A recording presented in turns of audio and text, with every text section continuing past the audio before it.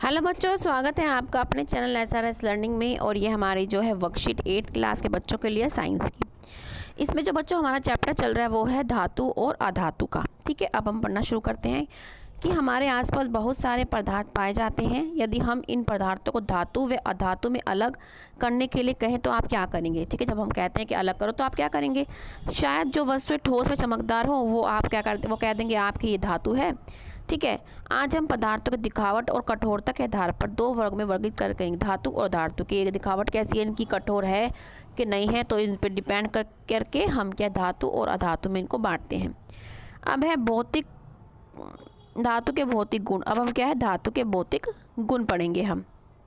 कठोरता, सबसे पहले क्या है कठोरता, धातु के पढ़ रहे हैं हम। ठीक है, अधिकांश धातुएं कठोर होती हैं। जो अधिकतर जो धातुएं होती हैं वो कैसी होती हैं, कठोर होती हैं। लेकिन सोडियम और पोटेशियम को छोड़ के, सोडियम और पोटेशियम क्या होती है, बहुत ही मुलायम होती है। इतनी मुलायम होती है कि हम इनको चाकू से काट सकते हैं। ठीक है, और जो ये आपके एक्सेप्शनल केस होते हैं, ठीक है, अपवाद होते हैं, और ये आपको ये याद जरूर रखने चाहिए।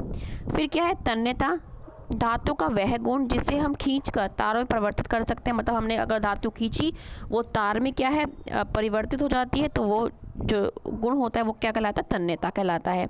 इसका उदाहरण कॉपर, जिसे हम तांबा बोल, जैसे ये आप कॉपर के वायर देखें, तांबे के जो है क्या है वायर बनते हैं बिजली के, लोहा, एल्यूमिनियम आदि। ठीक है, अब है ठोस अवस्था।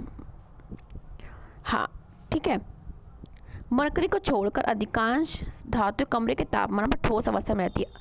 अगर हम मरकरी को छोड़ दें तो सारी धातुएं क्या है वो ठोस रहेंगी। लेकिन जब सिर्फ एक मरकरी ऐसी है धातु है जो हमारा जो रूम टेम्परेचर होता है, मतलब कमरे का जो तापमान होता है उस पर क्या है वो द्रव अवस्था में रहती है। और इसी के कारण क्या है ये थर्मोमीटर में भी इसका यूज़ होता है। जैसे आप पढ़ेंगे यहाँ पे कि मरकरी कमरे के तापमान पर द्रव अवस्था में, द्रव मतलब लिक्विड अवस्था में पाई जाती है, और इसी का उपयोग क्या है थर्मोमीटर में किया जाता है।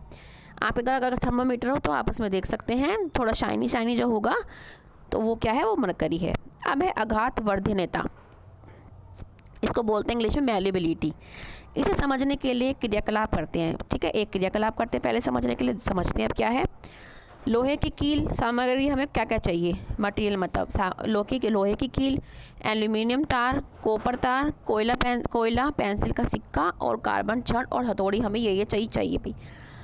हमें ये सावधानी जरूर बरतनी है कि ये इसे बहुत सावधानी से करें, या अपने क्या है पेरेंट्स के साथ में ही करें। ठीक है, ये हमेशा क्या जो भी आप एक्सपेरिमेंट कर रहे हैं अपने पेरेंट्स के साथ कीजिए। आपको करने से कोई मना नहीं करता, लेकिन आप बड़ों के साथ कीजिएगा। फिर क्या है इन सभी सामग्रियों को इकट्ठा करें और इन्हें एक एक करके हथौड़ी से पीटें। आप क्या एक लें, पहले आप कोयला लें, उसे हथौड़ी से पीटें, फिर कॉपर तार को लें, फिर उसको पीटें। फिर पीटने पर जो रिज़ल्ट आता है उसके पे आपको क्या है तालिका बनानी है। अब हम तालिका बताते हैं। क्या लोहे की कील जब आप उसको पीटेंगे तो क्या है वो चपटी हो जाएगी। क्या हो जाएगी, चपटी। आप यहाँ पे लिख देंगे चपटी, वो चपटी हो जाएगी। कोयला जब आप उसको पीटेंगे तो वो क्या टुकड़ों में टूट जाएगा। आप लिख देना टुकड़ों में, इस स्पेलिंग गलत हो गई बच्चों। क्या है टुकड़ों में उसको टूट जाएगा, और ये क्या है ये चपटा हो जाएगा। एल्यूमिनियम तार जो है वो भी चपटा हो जाएगा। कॉपर का तार भी क्या है वो चपटा हो जाएगा, और ये दोनों क्या हैं ये टुकड़ों में टूट जाएंगी, टुकड़ों में टूट जाएंगे। ये अपने ऑब्जर्वेशन आप यहाँ से देख के बेटा लिख लेना। ठीक है, अब हम आगे पढ़ते हैं। क्या कि धातु का वह गुण जिसे उन्हें पीट कर शीट में परिवर्तित किया जाता है आघात वर्धनीयता कहलाता है। क्या कहलाता है कि जब हम धातु को पीटते हैं तो वो क्या है वो एक पतली सी चादर में बदल जाता है। यही क्या उनका गुण क्या कहलाता है, आघात वर्धनीयता। तो हम कह सकते हैं कि पूरा हमें पढ़ने के बाद हमें ये पता लगा कि जो धातुएं होती हैं वो कठोर होती हैं, चमकीली होती हैं, तन्य होती हैं और आघात वर्धनीयता होती हैं। ठीक है, उदाहरण के हैं कुछ उदाहरण हैं धातु के, iron, copper, aluminium, calcium, magnesium. ये आप याद करें तो बहुत ही अच्छा होगा। और कुछ अधातु के भी इन्होंने क्या है उदाहरण दे रखे हैं, सल्फर, कार्बन, ऑक्सीजन, फॉस्फोरस जो हैं कुछ अधातु के इनके क्या है उदाहरण। अब हम क्वेश्चन करते हैं कि दो धातु के नाम लिखे जिन्हें हम चाकू से काट सकते हैं। हमने अभी पढ़ा क्या है सोडियम और पोटेशियम। आप क्या लिख लेंगे, सोडियम और पोटेशियम को हम चाकू से काट सकते हैं। एक धातु का नाम लिखे जो कमरे पे के तापमान में द्रव में रहती है, वो क्या आ जाएगा आपका मरकरी। आप क्या लिख देंगे, मरकरी। वो क्या है, द्रव अवस्था में रहती है वो। अब क्या है, तन्यता किसे कहते हैं, आप किस धातु के तार बनवाना पसंद करेंगे। तन्यता आप यहाँ से लिख लेना, धातु का वह गुण जिसे उन्हें खींचकर तारों में परिवर्तित किया जाता है तन्यता कहलाती है। और हम क्या करेंगे, तांबे के तार को हम इस्तेमाल करेंगे बनाने के लिए। ठीक है बच्चों, दो धातु के नाम लिखिए जिनको जो आघात वर्धनता होती है। आप क्या लिख देंगे, एक तो हम लिख देंगे एल्यूमिनियम, एक आप लिख देंगे एल्यूमिनियम, और आप क्या लिख सकते हैं, आप कॉपर लिख सकते हैं, कॉपर, तांबा। ठीक है, यहाँ से दोनों की स्पेलिंग देख के लिख लेना बेटा, कॉपर और एल्यूमिनियम। एल्यूमिनियम धातु का कोई एक उपयोग बताए, क्या है, एल्यूमिनियम धातु जो है बर्तन बनाने के लिए यूज़ होती है।